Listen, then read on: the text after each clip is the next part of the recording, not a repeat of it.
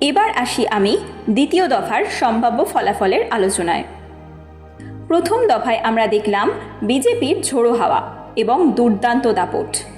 দ্বিতীয় দফা হবে 29 তারিখ এবং এই দফার মোট 7টি জেলা এবং আসন হল 142টি।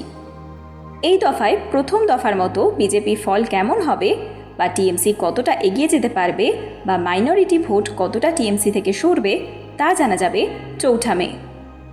প্রথমে বলি নদিয়াকে নিয়ে। এই জেলায় আসন সংখ্যা 17, মুসলিম পার্সেন্টেজ 26%। 29 তারিখের আগে মতুয়াদের নিয়ে যে ভোট সমস্যা চলছে তা অনেকটাই মেকআপ হবে বলে মনে হয়। তবুও বলি, এই জেলায় বিজেপি 11টি আসন পাচ্ছেই এবং টিএমসি পাবে 6টি। একটা কথা বলে রাখা ভালো, বিজেপির আসন এখানে আরও 2-3টি বাড়তে পারে আর টিএমসি এখানে কমতে পারে। এবার আসি আমি পরবর্তী জেলা অর্থাৎ দক্ষিণ 24 পরগনা নিয়ে। এই জেলার সন্দেশখালীর শাহজাহান, উনি ইতিহাসের শাহজাহান নন, যিনি তাজমহল বানিয়ে বিখ্যাত হয়েছিলেন। উনি মধ্যরাতে সুন্দরী মহিলাদের দিয়ে পিঠে বানানো সাজান, যিনি এখন বসিরহাটের জেলে বসে মশার কামড় খাচ্ছেন। এই জেলায় টোটাল সিট 31টি। মুসলিম জনসংখ্যা 36% হলেও মুসলিম সমাজের উদিত সূর্য মুক্তিযোদ্ধা নওসাদ সিদ্দিকী ব্যাপকভাবে মুসলিম বা পিছিয়ে পড়া হিন্দুদের ভোট টানতে সক্ষম হবেন। তাহলে এই জেলায় বিজেপি ভালোই ফল করবে। আমি রেখেছি বিজেপি 10, তৃণমূল 15 এবং থার্ড ফ্রন্ট 6। উল্লেখযোগ্য, টিএমসির সিট এখানে কমতে পারে। এবার আসি উত্তর 24 পরগনায়। মুসলিম জনসংখ্যা 25.8% এবং আসন 33টি। তবে মুসলিম জনগোষ্ঠী একটা অঞ্চলে সীমাবদ্ধ, যেখানে মুসলিম মাইনরিটি 50%-র উপরে আছে। তবুও আমি এই জেলায় বিজেপিকে 12 দিচ্ছি এবং টিএমসিকে 14 দিচ্ছি আর থার্ড ফ্রন্টকে দিচ্ছি 7। এবার আসি হাওড়া নিয়ে। টোটাল সিট 16টি, মুসলিম মাইনরিটি 25%। এখানে বিজেপি 7, টিএমসি 9 এবং থার্ড ফ্রন্ট 0। এবার আসি হুগলি নিয়ে। হুগলির total seat 18, minority vote 14%।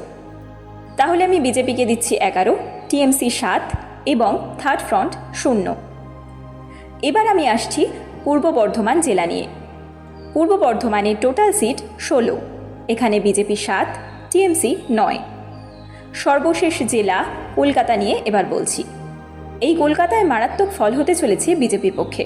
Total seat 11, BJP পাচ্ছে 7 এবং টিএমসি 4।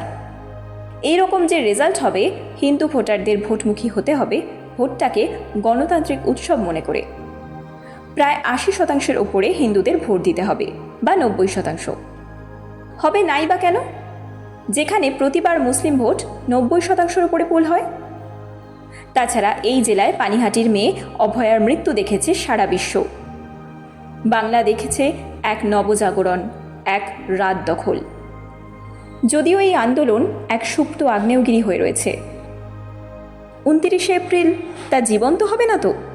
আর যদি জীবন্ত হয় তাহলে 90%-এর অধিক হিন্দু ভোট পোল হবেই হবে। তাছাড়া এই দফাতে আরেকটি জেলা কলকাতা, যেখানকার আরজিকর হাসপাতাল আজ সারা ভারত বিখ্যাত, যেখানকার কসবা ল কলেজে ইউনিয়ন রুম রেপ কালচারে প্রসিদ্ধ, বা যে জেলার রাজপথে চাকরিহারাদের ক্রন্দনধ্বনি আকাশে বাতাসে মুখরিত হয়েছে। এই কলকাতা জেলাতেই বঞ্চিত অথচ মেধাবী শিক্ষক বাংলার মাটিতে দাঁড়িয়ে পুলিশের লাথি খেয়েছে। সুতরাং এই সকল কারণে যদি হিন্দু ভোট বেশি পড়ে তাহলে অবাক হওয়ার মতো কিছুই নেই। অবশেষে আমি যে ফলাফল করলাম, 142টি সিটের মধ্যে বিজেপি পাচ্ছে 65টি আসন, টিএমসি পাচ্ছে 64টি এবং থার্ড ফ্রন্ট পাচ্ছে 13টি। নমস্কার, শক্তিনগর আলো একটি সামাজিক সংস্থা। এই সংস্থার আঙিনা থেকে সমাজের উন্নয়নমূলক কাজ করা হয়। যে কাজগুলো সমাজের অবক্ষয় ডেকে আনে তার বিরুদ্ধে গর্জে ওঠে শক্তিনগর আলো। আমরা কোনো অর্থনৈতিক সহযোগিতা দাবি করি না, শুধু আপনাদের ভালোবাসা থেকে যেন কখনো বঞ্চিত না হই সেই জন্য এই চ্যানেলটিকে অবশ্যই সাবস্ক্রাইব করুন।